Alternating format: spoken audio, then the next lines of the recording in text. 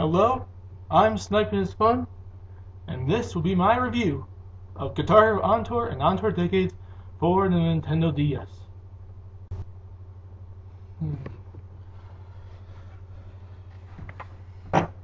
Hello, this will be my review of these two games on the Nintendo DS. So basically, to start on the review, basically, it's pretty much the same thing that's been in the game since they started on the PS2 and from the first one to now. Basically, minus the guitar and minus the orange button, the fifth button. So there's 4 buttons in this. So basically it's the exact same thing. It's basically songs, you play them, you go through your career, unlock songs, blah blah blah. And I have to admit, these games actually are pretty fun actually. Not the best Guitar Hero games I've played, but they're pretty good actually. And I've been playing them pretty much majority of the time since I got them for Christmas. So basically, to start the review, on, they're fun games. They're both fun games. It's not a dual review, like I'm picking which one's better, but it's basically a a comparing review, basically a review of just them together, because they're pretty much so similar that I can actually just give them the same score, pretty much, but minus a few things. Basically, start off with the gameplay. It's pretty much the exact same thing we've seen in Guitar Hero since the first few games, just minus the guitar. You can't use the guitar. There's no guitar. There's just the buttons. Sticking to the Game Boy Advance slot. And then there's 4 buttons instead of 5, but it's basically the exact same thing. You play the notes as they come down the screen. The graphics, the presentation, they're not as good as the console versions or anything, but for the DS, they're actually pretty good. And I can admit that they're actually really. And like I said before, I'm not the graphics person, but they're still pretty good for a DS version of the game. Basically, the sound of the game, it sounds pretty good coming out of the DS speakers. And I never did it. Okay, did I try it? I might have tried it once. Well, no, I didn't actually. I tried it with a different game. Basically, you can probably use headphones and listen to them too. I did that with a different game. That's I think thinking of. Basically, you can hear it. So maybe there's a better quality in there. I don't know. And basically, the song list they have in the game actually is pretty good, ranging from the song you heard at the beginning, basically Blind Melon No Rain. Basically, there's Sammy Hagar, I Can't Drive 55, and I'm just naming songs up from both games. There's 2 Lynyrd Skynyrd songs, 1 in each game. There's Remedy from Seether.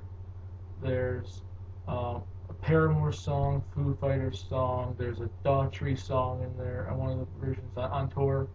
There's Los Lonely Boys, Heaven. There's All Star, and all these other different songs. There's the I Think Kiss song as well, and then there's We're Not Gonna Take It from Twisted Sister and stuff like that. So they have some pretty good song lists actually, and unlockable songs too. But I'm not gonna try to say any of those.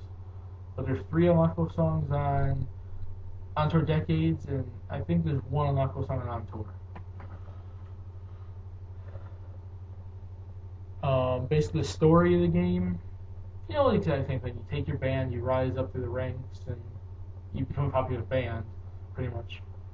Pick from the characters they give you, and so on and so forth. And basically, multiplayer, I never got to play, but I did play the console version, so if there's anything similar, it's pretty fun. Guitar duels, and actually working together to do a song to get a high score. So yeah, they're pretty good games. And so basically, in the end, I'd say they're both good games. They're not the best, but they are pretty good.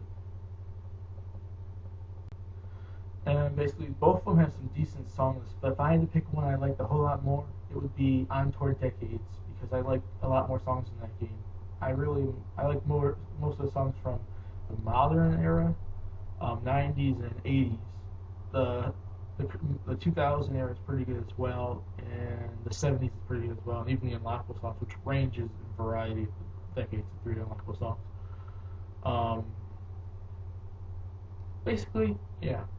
The same kind of career you raise up, you go through the decades and after decades, you just basically rise your band up on tour. It's good sound for a GS game, and some pretty good, decent graphics.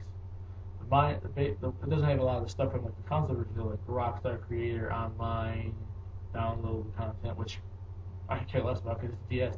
I don't think the DS has anything downloadable for it.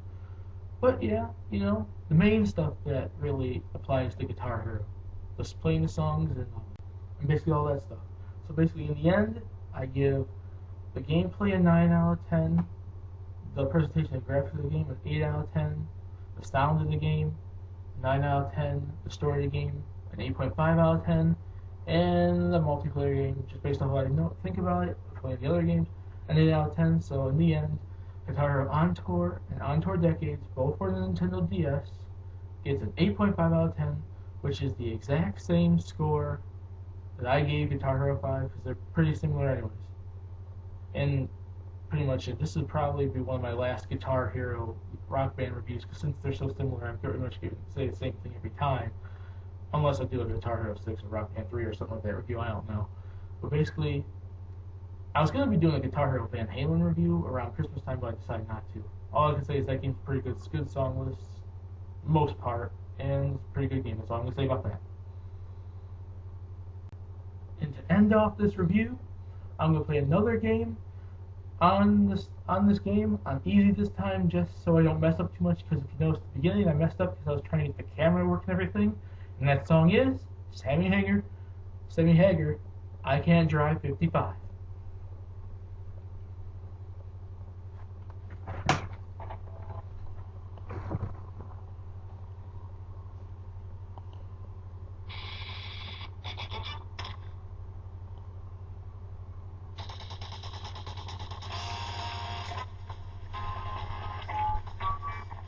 Oops, sorry about that.